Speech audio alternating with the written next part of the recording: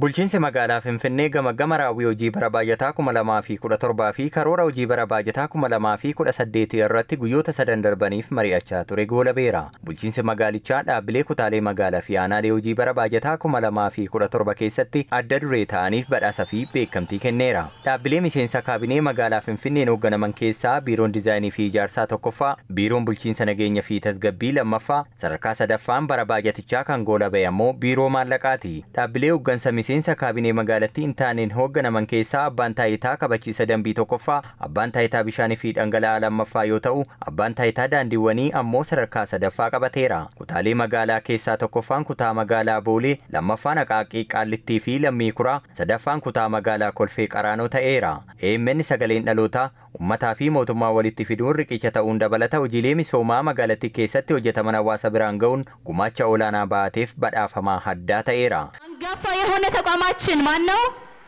አዲስ ሚዲያ ኔትወርክ ልዩ ተሸላሚ ነው። Kantiibaan magaalaa Finfinnee Aadde Adaanech Abeebee kanneen beekamtii fi badhaafamaniin baga gammaddan jedhanii karoora magaalattii keessatti qabame milkeessuu keessatti gumaachi dhaabbilee kanneenii olaanaa ta'uu ibsaniiru.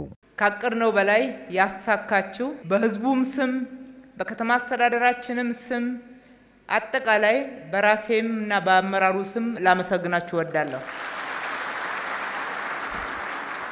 Karoora karoorsinee ol kanneen milkeessitan maqaa ummataa fi bulchiinsa magaalichaan guddaa galatoomaan jedha. Bu'aan magaalaa keenyatti argame ida'ama hundaati. Ta'us kanneen caalmaa raawwattaniif beekamtii kennuun karoora bara itti aanu milkeessuu keessatti qooda olaanaa qaba. Ministeerri Muummee Dr. Abiy Ahmed magaalaa keenya kan ijaarratu nuyi jedhanii ture. Dhugaadha magaalaa keenya kan miidhagfatu wiirtuu turistootaa kan taasisuu qabu nuyidha. Hojiilee magaalaa Finfinnee keessatti bara 2017 hojjetaman milkeessuu keessatti kanneen biiroo buluun hojjetan ni jiru. Isiniif galatatu mala. Karoora akka magaalattiitti qabame kanneen milkeessan akkuma jiran dhaabbileen harcaatii agarsiisan jiraachuus kaasaniiru. Siyaasni keenya olaanaan hojjechuun fayyadamummaa uummataa mirkaneessuudhas jedhan kantiibaa Adaanech.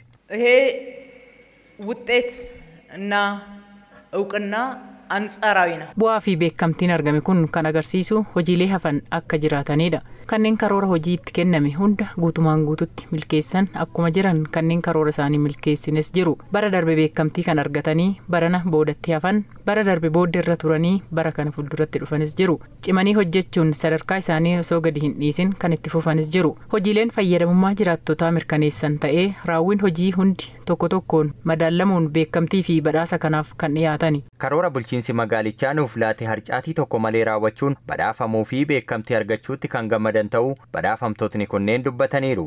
Ofiisirri keenya, manaajimentiin keenya, hojjettoonni keenya, daayiriktaroonni keenya raawwii bara 2007 kana keessatti gahee guddaa waan taphanneef akka sadarkaa magaalaatti badhaafamneerraa tokkoffaa baane. Kanaaf baay'ee gammanneerra. Kutaa magaalaa Booleetti bara 2017 kana hojii baay'ee hojjennee jira jechuudha. Hojiiwwan hojjenne kana keessattiyyuu uummata keenya jiraata magaalaa keenya wajjin bakka tokkotti hojjenne jechuudha. Inni kun bu'aa fidee jira. Bu'aa kana itti fufsiisuu qabna jechuudha. Akkuma beekamu kutaan magaalaa Boolee waggoota 8 darbanii tokkoffaa bahuudhaanii badhaasa argatee jira. Har'as hojii yeroo darbee hojjenne itti fufsiisnee karaa fufsiisa qabuuni hojjennee bu'aa finnee har'as badhaasa arganne. Bara nagaa karoora karoorfanne keessatti tokkoffaan hojii ijoo fi hojiiwwan gurguddaa adda baasnee hirmaannaa uummataa, hirmaannaa abbootii qabeenyaa, hirmaannaa waliigala hawaasa jiraataa kutaa magaalaa keenyaa hunda walitti qindeessinee hojii bu'aa qabeessa ta'e galmeessuudhaan jechaadha akka waliigalaatti kan badhaafame. Badhaafamuun himaanaa dabalataati kan jedhan badhaafamtootni kunneen bara baajataa 2018 caalmaaf akka hojjennu badhaasa nu taasisuudhas jedhaniiru. Guyyaa har'aa kan badhaafne kun kakkoomsa hojii nu kenna. Kallattii kanaan bara 2018 keessattis karoora baafannee, karoora hiixataa baafannee hojii keenya hojjechuudhaaf fuulduratti kan deemnu ta'a jechuudha. Hojii hojjennee as ga'uu keenyaan kutaa magaalaa gara fuulduraa fiduu keenyaaf kutaa magaalaa kutaa badhaafame keessa galchuu keenyaaf baay'ee gammanneerra. 2018 karoora akka magaalaatti qabame akka kutaa magaalaatti nu ga'uu fi karoorfanne galmaan geenyee kutaa magaalaa kutaalee magaalaa biroo irraa kan irra caalu tokkoffaa gochuudhaaf kan hojjennu.